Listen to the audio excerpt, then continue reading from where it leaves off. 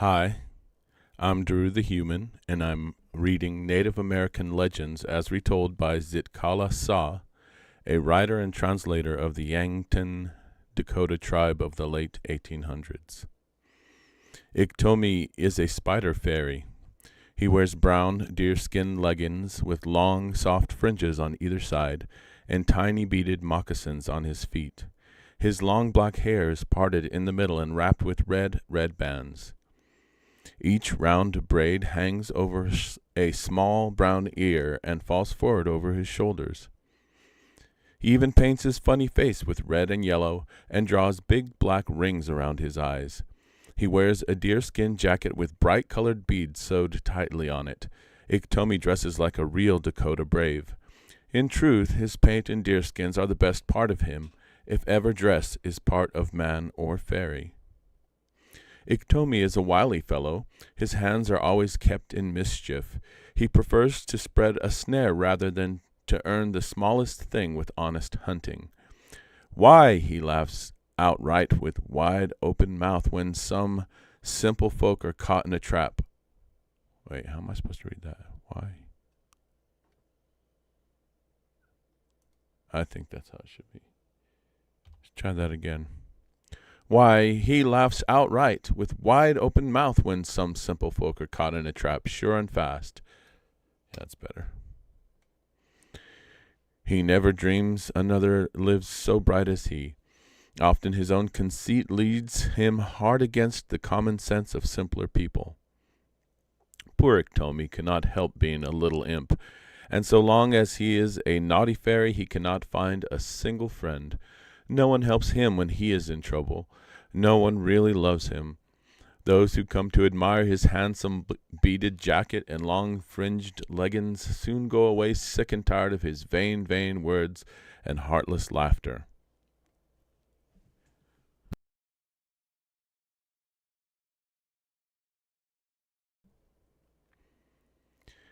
In one of his wanderings through the wooded lands, IKTOMI saw a rare bird sitting high in a treetop. Its long fan-like tail feathers had caught all the beautiful colors of the rainbow. Handsome in the glistening summer sun sat the bird of rainbow plumage. IKTOMI hurried hither with his eyes fast on the bird. He stood beneath the tree looking long and wistfully at the peacock's bright feathers. At length he heaved a sigh and began, "Oh, I wish I had such pretty feathers. How I wish I were not I. How I wish I were not I. If only I were a handsome feathered creature, how happy I would be. I'd be so glad to sit upon a very high tree and bask in the summer sun like you."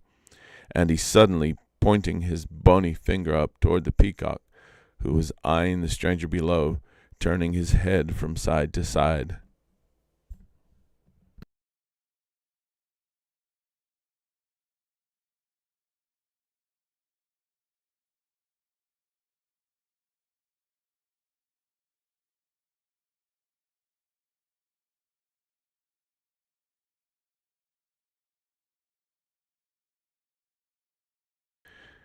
He stood beneath the tree looking long and wistfully at the peacock's bright feathers.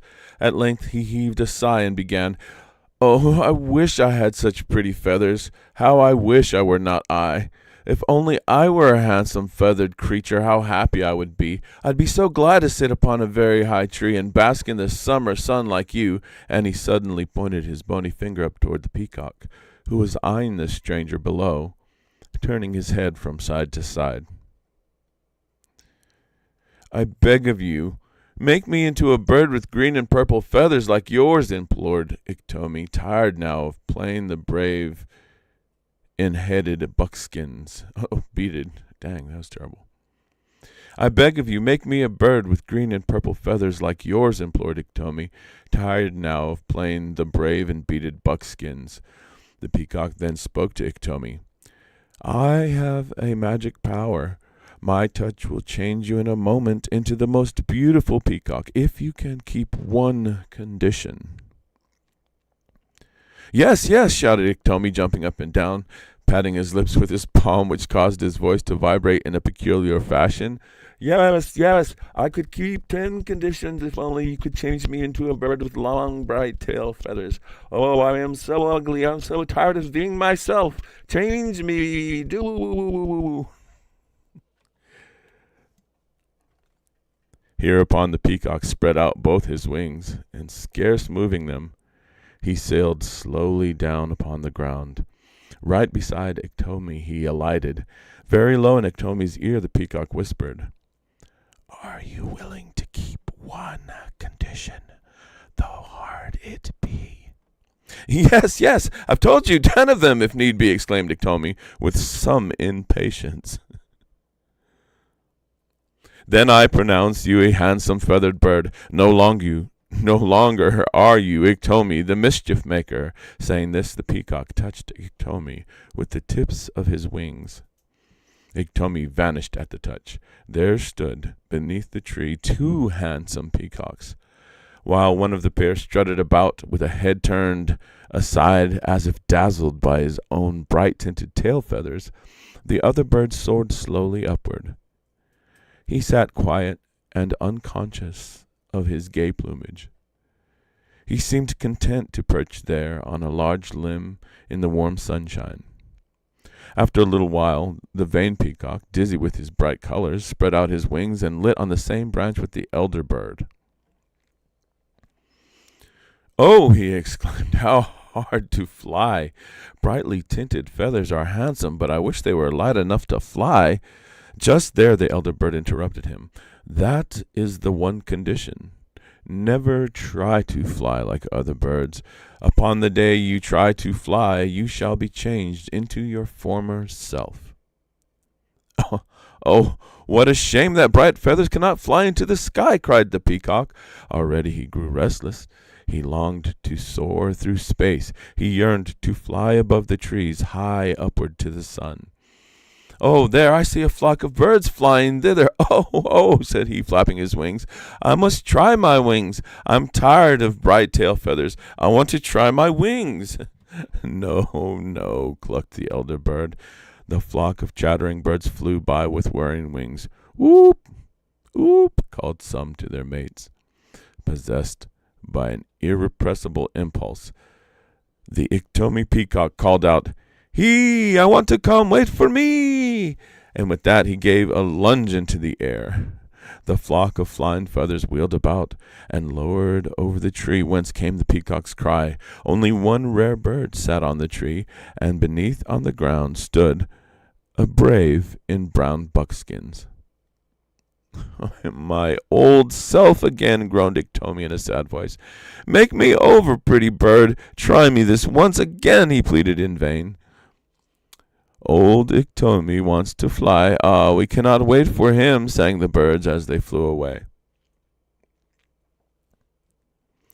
Muttering unhappy vows to himself, IKTOMI had not gone far when he chanced upon a bunch of long, slender sparrows. One by one they rose in the air and shot a straight line over the prairie. Others shot up into the blue sky and were soon lost to sight. Only one was left. He was making ready for his flight when IKTOMI rushed upon him and wailed, "I want to be a sparrow. Make me a sparrow. I want to pierce the blue, blue overhead. I want to strike the yonder summer sun in its center. Make me into a sparrow." "Can you keep a condition, one condition, though hard it be?" the sparrow turned to ask. "Yes, yes," shouted IKTOMI, delighted. Hereupon the slender sparrow tapped him gently with his sharp flint beak. There was no IKTOMI, but 2 sparrows stood ready to fly. "Now, young sparrow, this is the condition. Your flight must always be in a straight line. Never turn a curve, nor jump about like a young fawn," said the sparrow magician. He spoke slowly and sternly. At once he set about to teach the new sparrow how to shoot in a long, straight line. "This is the way to pierce the blue overhead," said he, and off he spun high into the sky. While he was gone, a herd of deer came trotting by. Behind him played the young fawns together. They frolicked about like kittens. They bounced on all 4s like balls. Then they pitched forward, kicking their heels in the air. The IKTOMI sparrow watched them so happy on the ground. Looking quickly up into the sky, he said in his heart, "The magician is out of sight. I'll just romp and frolic with these fawns until he returns. Fawns, friends, do not fear me. I want to jump and leap with you. I long to be happy as you are," said he. The young fawn stopped with stiff legs and stared at the speaking sparrow with large brown wondering eyes. "See, I can jump as well as you," went on IKTOMI. He gave one tiny leap like a fawn. All of a sudden, the fawns snorted with extended nostrils at what they beheld. There among them stood IKTOMI in brown buckskins, and the strange talking sparrow was gone. "Oh, I am myself, my old self," cried IKTOMI, pinching himself and plucking imaginary pieces out of his jacket. "Hin, hin, hin, I wanted to fly." The real sparrow now returned to the earth. He alighted very near IKTOMI. From the high sky he had seen the fawns playing on the green. He had seen IKTOMI make his one leap, and the charm was broken. IKTOMI became his former self. "Sparrow, my friend, change me once more," begged IKTOMI. "No, no more," replied the sparrow. Then away he shot through the air in the direction his comrades had flown. By this time the fawns gathered close around IKTOMI. They poked their noses at him, trying to know who he was. IKTOMI's tears were like a spring shower. A new desire dried them quickly away. Stepping boldly to the largest fawn, he looked closely at the little brown spots all over the furry face. "Oh, fawn, what beautiful brown spots on your face! Fawn, dear little fawn, can you tell me how those brown spots were made on your face?" "Yes," said the fawn. "When I was very, very small, my mother marked them on my face with a red-hot fire. She dug a large hole in the ground and made a soft bed of grass and twigs in it. Then she placed me gently there. She covered me over with dry sweet grass and piled dry cedars on atop. From a neighbor's fire she brought hither a red, red ember. This she took carefully in at my head. This is how the brown spots were made on my face." "Now, fawn, my friend, will you do the same for me? Won't you mark my face with brown, brown spots just like yours?" asked IKTOMI, always eager to be like other people. "Yes, I can dig the ground and fill it with dry grass and sticks. If you will jump into the pit, I'll cover you with sweet-smelling grass and cedar wood," answered the fawn. "Say," interrupted IKTO, "will you be sure to cover me with a great deal of dry grass and twigs? You will make sure that the spots will be as brown as those you wear?" "Oh, yes, I'll pile up grass and willows once oftener than my mother did." "Now, let us dig the hole, pull the grass, and gather sticks," cried IKTOMI in glee.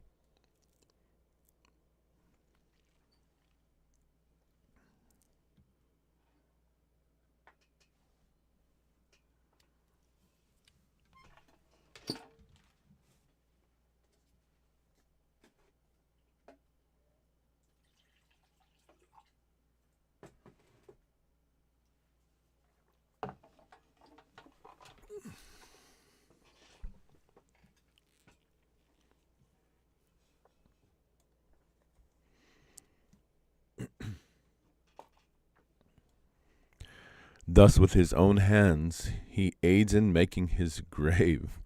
After the hole was dug and cushioned with grass, IKTOMI, muttering something about brown spots, leaped down into it. Lengthwise, flat on his back he lay, while the fawn covered him over with cedars. A faraway voice came up through them. "Brown, brown spots to wear forever." A red ember was tucked under the dry grass. Off scampered the fawns after their mothers, and when a great distance away they looked backward, they saw a blue smoke writhing upward till it vanished in the blue ether.